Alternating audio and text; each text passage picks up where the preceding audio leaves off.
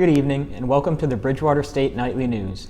My name is Bobby Burke, and in tonight's segment we will be focusing on a very troubling issue that is gripping our state and our nation, the opioid epidemic.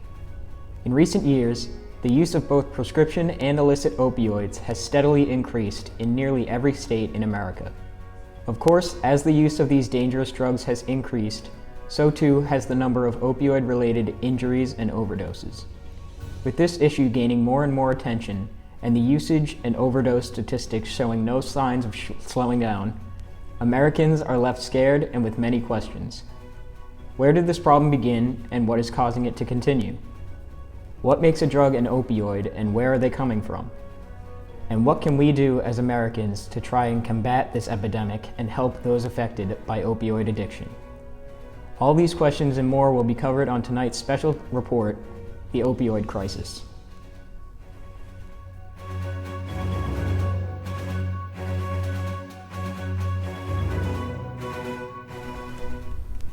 Before we dive deeper into the larger issues of the opioid epidemic, we should start with some general background knowledge. Opioids are a class of drugs that are used primarily as painkillers. They work by binding to the opioid receptors in the brain, which then prevents pain signals from being received by the brain. When used appropriately and in moderation, they can be very beneficial to people who suffer from chronic pain. The danger of opioids lies within their extremely addictive characteristics. When opioids such as codeine and oxycodone are inappropriately prescribed or illegally obtained, it is very easy for the individual taking the drug to misuse it, which can lead to addiction. Unfortunately, even properly prescribed opioids can present risk for the patient. According to the National Institute on Drug Abuse, between 21 and 29% of people who are prescribed opioids for chronic pain will misuse them. 8 to 12% of these patients will develop an opioid use disorder. For more insight into the origin and development of this crisis, our field reporter, Cooper Anderson, sat down with Dr. Rob Burke, a board-certified pharmacologist who has been closely monitoring the pattern of opioid addiction for many years. Over to you, Cooper. Thank you, Bobby. Dr. Burke, thank you for joining us today. Thank you very much for having me. Can you tell us how this problem with opioids may have started? Well, prescription opioids came into popularity in the late 80s and early 90s and were used primarily to address chronic pain. Drug companies ensured doctors that these medications were safe and posed low risk for addiction. Because the drugs were so effective at managing pain and supposedly posed a low risk for addiction, opioid prescription rates began to skyrocket. But the drugs were, in fact, highly addictive, is that correct? Yes, they are. Opioids like oxycodone bind to opioid receptors in the brain, which not only block pain receptors in the brain, but can also cause a feeling of euphoria. It is this neurological response that gives the drugs their addictive quality. It's the euphoria that the user is seeking. So if doctors recognized that these drugs were leading to addiction in their patients, why are we still seeing an increase in opioid overdoses and deaths? Didn't they stop prescribing the drugs? Well, they did. After the dangerous addictive properties of these drugs became better understood, prescription rates began to decline. However, addiction rates did not. When patients no longer had access to prescription opioids, they would seek alternative ways to satisfy their addiction, which would include illegally sold prescription drugs or illegal drugs like heroin and fentanyl. These street drugs are unregulated and more potent, which leads to a greater risk for overdose. Okay, so you mentioned overdoses. The CDC reported that heroin-related overdose deaths increased five-fold between 2010 and 2017.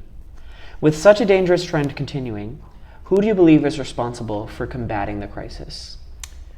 Well, with such a complex and wide-ranging issue like opioids, it can be difficult to pinpoint one group or system that should be responsible for efforts to relieve the crisis.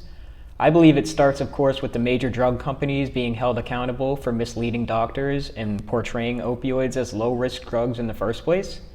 But in terms of decreasing the abundance of opioids in the public, it's the duty of doctors to appropriately prescribe opioids only when absolutely necessary. Additionally, I think we as a society need to reframe our perspective of opioid addiction. Rather than criminalizing opioid addiction, it could prove to be tremendously more effective to focus our efforts and our funds towards rehabilitation centers and opioid awareness programs. Right. Doctor, we are so thankful for your time here, and we're going to leave you with one final question. If a person is prescribed opioids by their doctor, should they feel that it is safe to use these medications despite their dangerous qualities? Yes, I do believe anyone should feel comfortable.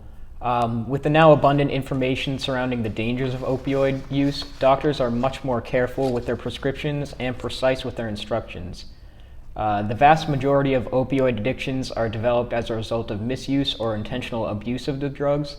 So as long as you listen to your doctor and follow their instructions for the consumption of your prescription, it is very unlikely that any other issues will develop.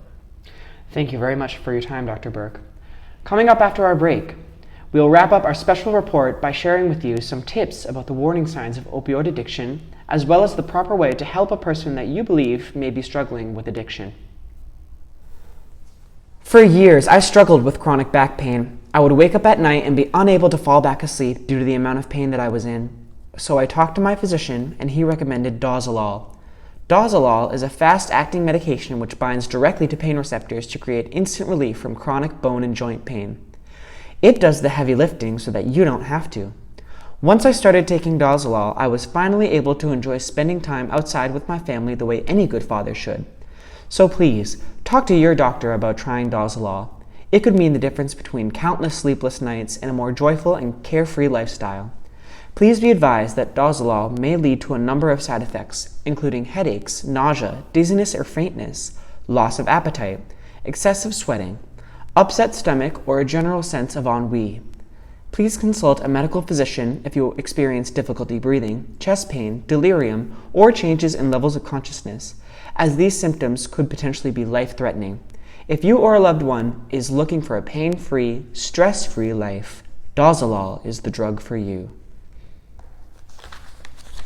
Welcome back, everyone. Today we have covered a lot of information about the opioid epidemic, its background, as well as several statistics regarding prescription and addiction to opioids. We would like to conclude tonight's segment by addressing the viewers and leaving you with some helpful and potentially life-saving tips and strategies concerning addiction and overdose. As we all know, addiction is a very sensitive subject, not only for those suffering, but also for their loved ones and peers. Because of this almost taboo nature of addiction, it is often unlikely that a person struggling with opioids would be willing to openly admit that they need help. For this reason, it is important for all people to recognize the potential warning signs of opioid addiction so that we are able to help our friends or relatives get the help that they need. While no two addictions are the same, researchers at Johns Hopkins Medicine have identified a list of several common indicators that a person is struggling with an addiction to opioids. Some of these signs include uncontrollable cravings, drowsiness or changes in sleep habit, weight fluctuation, persistent or recurring flu-like symptoms, and isolation from friends, family, work, or hobbies. If you believe a friend or a loved one may be suffering from opioid addiction, it is vitally important that you assist them in their efforts to seek the help that they need. Remember that sufferers are often in a state of vulnerability or despair, so it is important to be understanding and empathetic toward their struggle. It also may be necessary for you to take responsibility for locating and contacting the proper organization to get them help. If you believe that a friend or a loved one is struggling with opioid addiction, you can call the Substance Abuse and Mental Health Services Administration hotline at 1-800-662-HELP. This hotline is free, confidential, and available 24 hours a day, year-round. Calling the hotline will connect you with a representative who would then initiate a referral to the appropriate treatment program or facility. And with that, we are out of time for tonight's segment. We'd like to again thank Dr. Burke for taking the time to meet with us, and we hope our viewers learned a little bit more about the opioid epidemic. And we thank you for tuning in. I'm Bobby Burke, and have a great night. If you are interested in learning more about addiction, or if you are struggling with addiction yourself, the following resources may be helpful.